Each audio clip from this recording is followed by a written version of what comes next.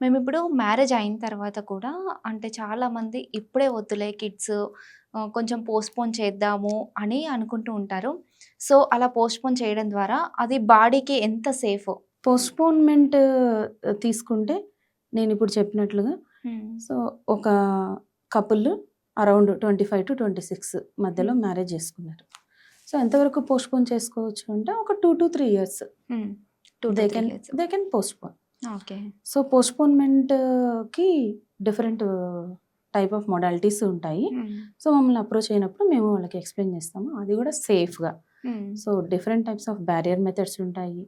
Birth control pills ఉంటాయి. ఆహ్, ఎన్ని ఇయర్స్ అంటే ఇద్దరిని ఫస్ట్ ఎవాల్యుయేట్ చేసుకోవాలి. హ్మ్. సో, వైఫ్‌కి సంబంధించి తనకి ఎనీ జెనెటికల్‌గా ట్రాన్స్‌మిట్ అయ్యే అంటే మదర్, ఫాదర్ డయాబెటిక్ ఏమన్నా ఉంటే హ్మ్. తనకి తన BMI ఎంతుంది? హ్మ్.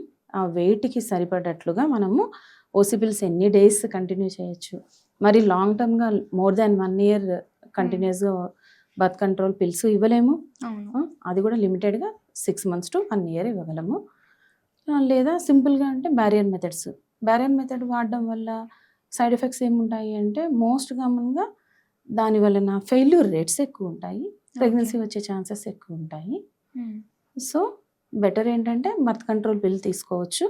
లేదా న్యాచురల్‌గా మేము ట్రై చేస్తాము అంటే సైకిల్స్ రెగ్యులర్‌గా హ్మ్. ఫీమేల్‌కి వస్తూ ఉంటే తనకి ఆహ్, ఎవాల్యుయేషన్‌లో అంటే మేము తన BMI బానే ఉంది. లో రిస్క్ తన కేటగరీ అనేది. తన పేరెంట్స్ నుంచి తనకి ఎటువంటి మెటబాలిక్ డిరేంజ్‌మెంట్స్ హ్మ్. అటువంటివేమీ ట్రాన్స్‌మిట్ అవ్వట్లేదు. తనకి ఫ్యామిలీ హిస్టరీ ఏమీ లేదు. అనుకున్న వాళ్ళకి మేము సేఫ్‌గా బర్త్ కంట్రోల్ పిల్స్ అనేది ఒక 6 మంత్స్ టు 1 ఇయర్ అనేది ఇవ్వడం జరుగుతుంది. ఓకే. లేదు అంటే న్యాచురల్‌గా అంటే హ్మ్. న్యాచురల్ మెథడ్స్‌లో.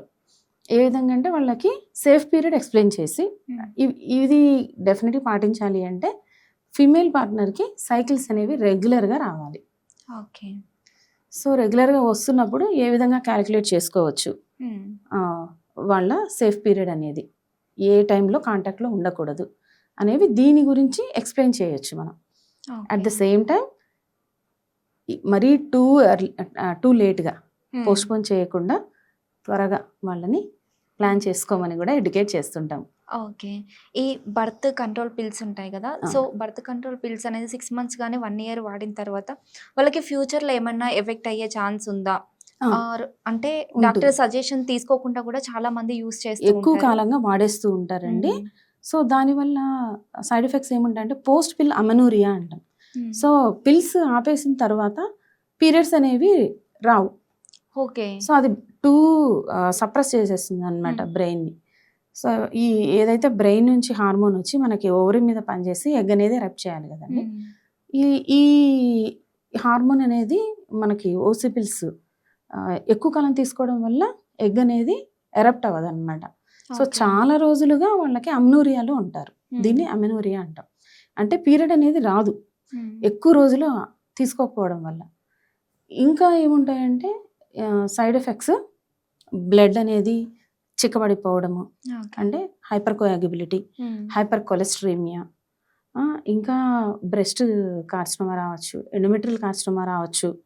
సో, వీటి వలన మానిటరింగ్ అంటే సర్వేలెన్స్ లేకుండా హ్మ్. ఎప్పుడైతే డాక్టర్ వెనక్కి పిలిచి ఇప్పుడు ఆపేయండి. ఇన్ని డేసే మీరు తీసుకోవాలి. ఇన్ని డేస్‌కి మించి తీసుకోకూడదు. మీకు ఈ ఫ్యామిలీలో రిస్క్ ఫ్యాక్టర్స్ ఉన్నాయి. మీరు ఈ రిస్క్ క్రైటీరియా కిందకొస్తారు అని అండర్ మెడికల్ గైడెన్స్‌లో స్టిప్యులేటెడ్ టైమ్ పీరియడ్‌లో వాళ్ళు చెప్పినట్లుగా అన్ని రోజులే వాడాలి. అన్ని రోజుల తర్వాత ఆపేయాలి. So, okay. టూ లాంగ్‌గా వాడుతూ ఉండకూడదు. So, okay. వాటి వల్లన్నీ ఇటువంటి సైడ్ ఎఫెక్ట్స్ ఉంటాయి.